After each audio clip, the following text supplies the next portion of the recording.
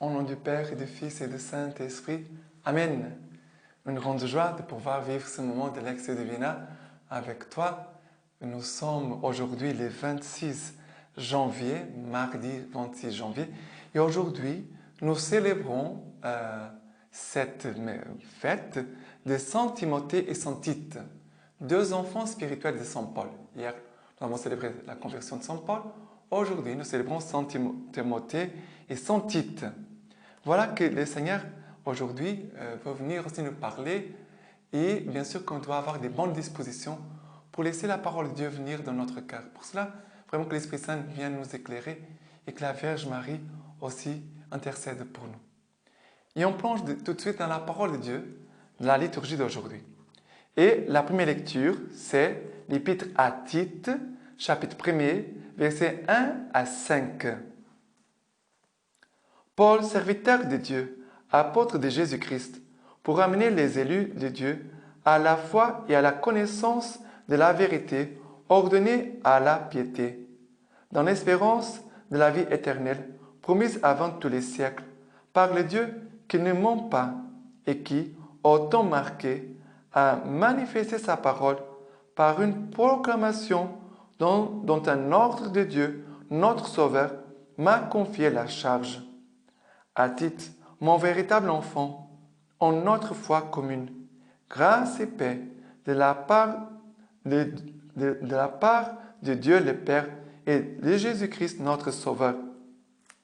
Si je t'ai laissé en Crète, c'est pour y achever l'organisation et pour établir dans chaque ville des presbytres conformément à mes instructions. Alors, Paul parle à son enfant, et c'est Tite, comme il le dit, « Tu es mon véritable enfant en notre foi commune. » Et regardez, c'est cela la paternité, la fécondité spirituelle, on peut dire comme ça. Ça veut dire, Paul, il engendre Tite dans la foi. De cette foi commune dont Paul parle ici. À qui Paul aussi souhaite paix de par Dieu le Père et le Christ Jésus, notre Sauveur. Voilà. Paul parle à son enfant, mais en communiquant cette foi, ça veut dire Paul communique un trésor à Tite et qu'après Tite aussi doit être bien responsable pour ces trésors, pour ces dépôts de la foi, pour le communiquer à d'autres. C'est comme ça pour chacun de nous. Il y a quelqu'un qui nous a transmis la foi. Tu as reçu un trésor, le trésor le plus important parce que c'est pour la vie éternelle. Parce que les autres choses, c'est pour la vie d'ici-bas. Mais le don de la foi et la connaissance de Jésus-Christ, de l'Évangile, de son Église, c'est un trésor. Parce que tout cela fait partie de notre credo. Parce que notre trésor, on le trouve où? Dans la prière du credo. C'est pour cela que c'est important que chaque chrétien, chaque jour, prie son credo. Bien sûr, ce serait très important que chacun puisse prier son chapelet. Et en commençant en priant son chapelet, qu'on puisse aussi commencer en priant le credo. D'accord? Mais regardez ici, Paul, il parle de lui en disant « Je suis un serviteur de Dieu. Je suis apôtre de Jésus-Christ. » Pour amener les élus de Dieu à la foi et à la connaissance de la vérité ordonnée à la piété, dans l'espérance de la vie éternelle, promise avant tous les siècles par le Dieu qui ne ment pas et qui est autant marqué à manifester sa parole par une proclamation dont un ordre de Dieu, notre Sauveur, m'a confié la charge. Après, il se dirige à Tite. Mais Paul est parlé comme un serviteur de Dieu, apôtre, un envoyé de Jésus-Christ. Apôtre, ça veut dire envoyé de Jésus-Christ, pour conduire les élus de Dieu à la foi, regardez, à la foi et à la connaissance de la vérité. Ce n'est pas seulement la foi. À la foi, j'ai la foi. Mais tu as la connaissance de la vérité. Connaissance de la vérité, ça veut dire connaissance et approfondissement de la foi dont j'ai commencé pour parler. Et aussi dans l'espérance de la vie éternelle. Et cette espérance, regardez, il parle de la foi, l'espérance ici. Deux choses très importantes dans la vie d'un chrétien. Parce que sans la foi et sans l'espérance, on n'avance pas. On ne peut pas avancer. On n'avance pas. Parce que, regardez, la foi nous fait voir ce qui est invisible. C'est là. La foi me fait croire en des réalités que peut-être nous ne voyons pas. Et l'espérance me fait attendre les biens de Dieu, mais les plus grands biens de Dieu, c'est la vie éternelle. C'est cela, j'attends les biens de Dieu. Quel est le plus grand bien de Dieu? C'est la vie éternelle. Mais n'oublie pas, si tu as reçu un trésor, c'est la foi. Ce trésor, tu dois aussi confier à d'autres pour qu'ils puissent aussi les continuer à faire, pour que la foi, les dons de Dieu, puissent continuer à faire son chemin et à faire son œuvre dans la vie de beaucoup de personnes. Voilà.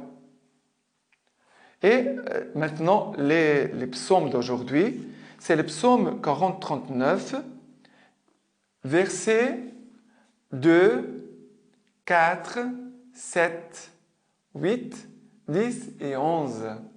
Il est comme ça. J'espérais le Seigneur d'un grand espoir. Il s'est penché vers moi. Il écouta mon cri. En ma bouche, il a mis un chant nouveau, louange à notre Dieu. Tu ne voulais sacrifice ni oblation. Tu m'as ouvert l'oreille.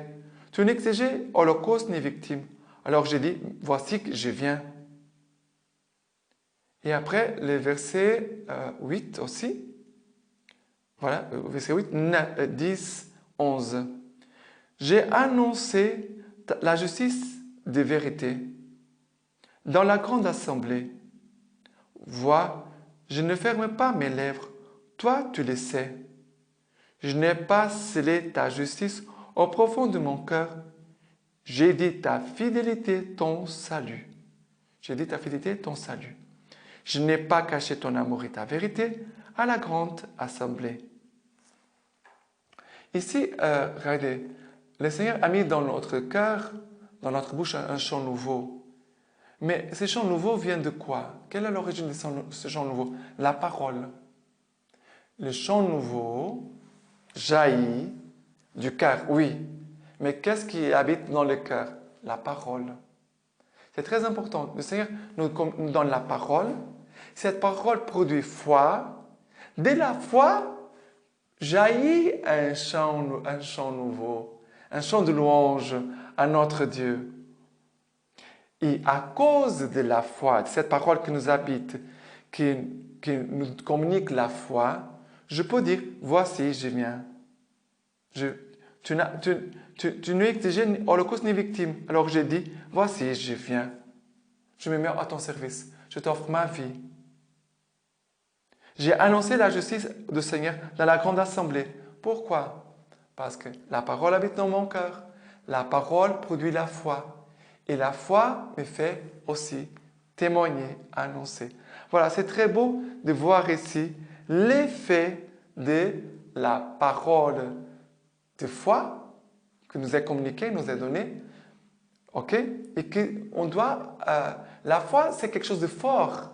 C'est quelque chose de ferme. La foi, c'est quelque chose de joyeux. C'est quelque chose d'audacieux. Voilà. Qui nous fait aller plus loin. OK? Et l'évangile d'aujourd'hui, c'est l'évangile de Marc, chapitre 3, versets 31 à 35. 4, Marc 3, pardon, 31,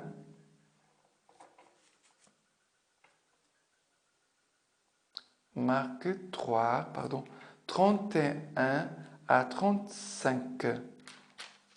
Oui. Sa mère et ses frères arrivent et se tenant dehors, ils le firent appeler. Ils firent appeler. Il y avait une foule assise autour de lui et on lui dit, voilà que ta mère et tes frères et tes sœurs sont là dehors, qui te cherchent. Il leur répond, qui est ma mère et mes frères? Et promenant son regard sur eux, qui étaient assis en rond autour de lui, il dit, voici ma mère et mes frères. Quiconque fait la volonté de Dieu, celui-là est un frère, une sœur, une mère. Voilà l'évangile que nous est donné aujourd'hui. Le centre, c'est quoi? La parole. Jésus est là, dans cette maison, beaucoup de monde qui arrive, une foule assise autour de lui. Et il y a aussi Marie avec ses frères. Regardez bien que ici le mot frère, dans la langue originaire, ça veut dire les cousins, les membres de la famille. Ce n'est pas les frères de sang. C'est comme ici en Afrique. Les cousins, les enfants de ma tante sont mes frères et mes sœurs. C'est pour ne pas faire de la parole, c'est quelque chose qui n'est pas vrai. Parce que parfois, il y a des gens qui font de mauvaises interprétations. Et Jésus, ils disent, mais ta maman est là, elle te cherche avec tes frères. Jésus va regarder toute cette foule, il va dire, qui va poser la question, qui est ma mère et mes frères? Jésus est en train d'apprendre une chose nouvelle. Jésus est en train d'apprendre qui est la famille de Jésus. Qui sont les membres de la famille de Jésus? Ce sont ceux qui écoutent la parole et la mettent en pratique. C'est ça que Jésus va dire. Qui est ma famille? Ceux qui écoutent ma parole et la mettent en pratique. Et voici, il va dire, voici mes frères et mes sœurs. Quiconque fait la volonté de Dieu, celui-là est un frère, mais est un frère et une sœur et une mère. Est-ce que Jésus est en train de mépriser sa maman? Non. Qui est la personne sur cette terre qui a vécu, parce que Jésus a vécu l'évangile, Jésus il dit de lui-même, il faut que les Écritures soient accomplies. Je suis venu pour accomplir les Écritures. Jésus a accompli les Écritures. Mais après Jésus, sur cette terre, quelle est la personne qui a mieux accompli la parole de Dieu? Qui l'a gardée, méditée, mise en pratique? C'est la Vierge Marie. L'évangile de Saint Luc, si vous prenez les récits de Saint Luc, après les bergers qui vont visiter Jésus dans la crèche, la parole de Dieu dit, Marie gardait toutes ces paroles, ces événements, les gardait et les méditait dans son cœur. Marie est la personne la plus fidèle à la parole de Dieu, la personne qui a plus gardé la parole. Ça veut dire que nous devons regarder Marie comme la femme de la parole. Il y a aussi Marie, la femme de la foi. Nous tous les chrétiens doivent regarder Marie comme Marie, la femme de la parole, Marie comme la femme de la foi. Et nous devons imiter Marie. Nous tous devons imiter Marie. Nous tous les chrétiens doivent imiter Marie. Parce qu'elle est le modèle pour nous. Elle est le modèle parce que Jésus, on peut dire, mais Jésus, il était Dieu. Oui, Marie n'était pas Dieu. Elle était une créature comme toi et moi. Elle était une fille de Dieu comme toi et moi, nous sommes enfants de Dieu. Mais Marie, c'est le modèle pour notre foi. D'accord? C'est très important. Et aujourd'hui, en cette fête de Saint Timothée et Saint Tite, la lecture patristique nous est donnée par cette homélie de Saint Jean Chrysostome, qui nous dit comme ça. La prison où demeurait Saint Paul était pour lui comme le ciel même, et il accueillait les blessures des fouets avec plus de plaisir qu'on ne saisit les prix remportés à la course. Il n'aimait pas moins ces épreuves que des récompenses, car il les considérait comme des récompenses, et c'est pour cela qu'il les appelait une grâce. Remarquons-le, c'était une récompense que s'en allait pour être avec le Christ, tandis que demeurer dans ce monde, c'était le combat. Et pourtant, il dit qu'il préfère à la récompense le combat, qu'il est plus nécessaire. Être maudit, séparé du Christ, c'était cela le combat et l'épreuve. C'était même bien davantage être avec lui. C'était la récompense. Mais à cause du Christ, Paul a choisi le combat plutôt que la récompense. On dira peut-être que tout cela lui était doux à cause du Christ. Je le reconnais aussi, car ce qui est pour nous cause de tristesse produisait en lui un grand plaisir. Voilà. Vraiment, c'est la foi. C'est par la foi qu'on peut dire ça. Mais c'était même bien davantage. Être pour lui, avec lui, c'était la récompense. Mais à cause du Christ, Paul a choisi les combats plutôt que la récompense. Et après, plus en bas, dit, car c'est ce qui est pour nous cause de tristesse, produisait en lui un grand plaisir. Ça, c'est la foi. Et maintenant, on revient sur notre livre. Nous sommes en train de nous préparer pour la consécration de la Vierge Marie, selon le traité de la vraie dévotion de Saint Louis Grignon de Montfort. Et il dit comme ça, en numéro 152, « Cette dévotion est un chemin pour arriver à l'union avec notre Seigneur. » C'est cela le but. Il dit, cinquième motif, il dit comme ça, « Cette dévotion, c'est un chemin aisé, court, parfait et assuré pour arriver à l'union avec notre Seigneur, où consiste la perfection du chrétien. Premier, c'est un chemin aisé. C'est un chemin que Jésus-Christ a frayé en venant à nous, où il n'y a aucun obstacle pour arriver à lui. On peut, à la vérité, arriver à l'union divine par d'autres chemins, mais ce sera par beaucoup plus de croix, de morts étranges et avec beaucoup plus de difficultés que nous ne vaincrons que difficilement. On y trouve à la vérité de grands combats à donner et de grandes difficultés à vaincre. Mais cette bonne mère et maîtresse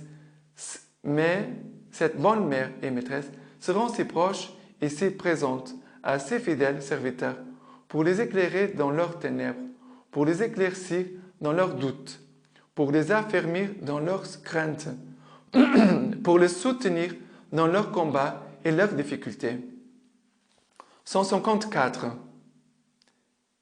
Les plus fidèles serviteurs de la Sainte Vierge, étant ses plus grands favoris, reçoivent d'elle les plus grandes grâces et faveurs du ciel, qui sont les croix, mais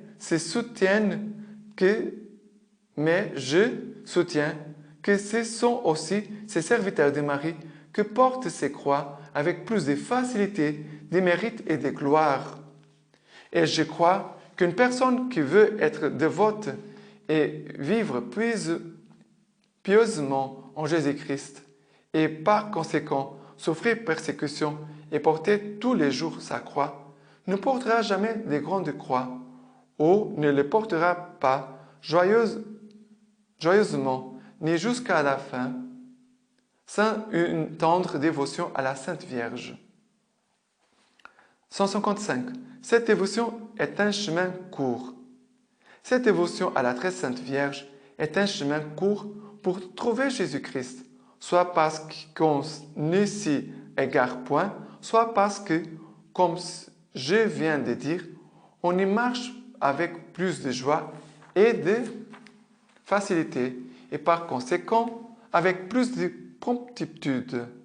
On avance plus en peu de temps de soumission et de dépendance de Marie que dans des années entières de propre volonté et d'appui sur soi-même. 156.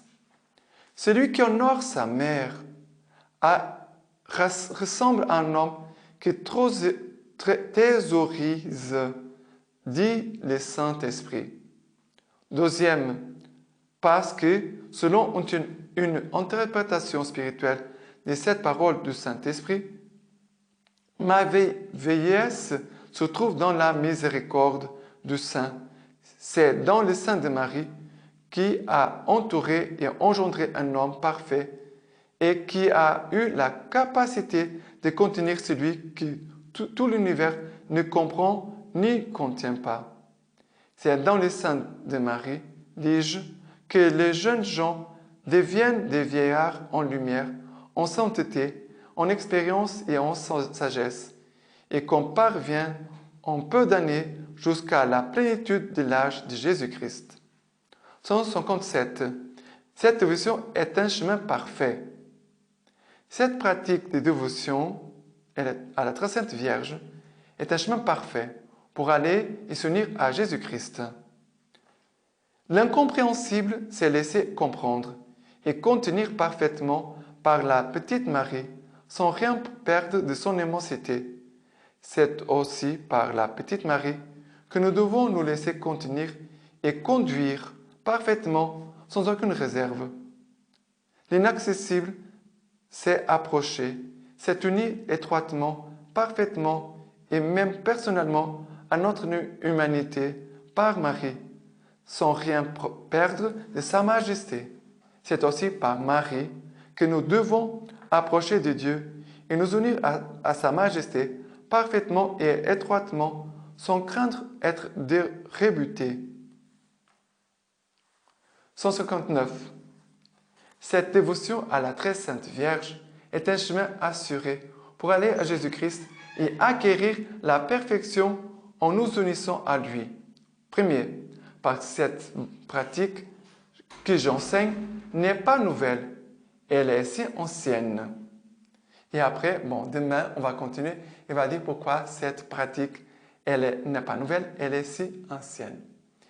Et n'oubliez pas de faire la prière de la litanie du Saint-Esprit et de la litanie de la Sainte Vierge. Ok? Et que maintenant, je vous laisse la bénédiction du Seigneur par l'intercession et les mains toutes pures de la Vierge Marie. Que le Dieu Tout-Puissant vous bénisse et vous garde, le Père, le Fils et le Saint-Esprit. Amen.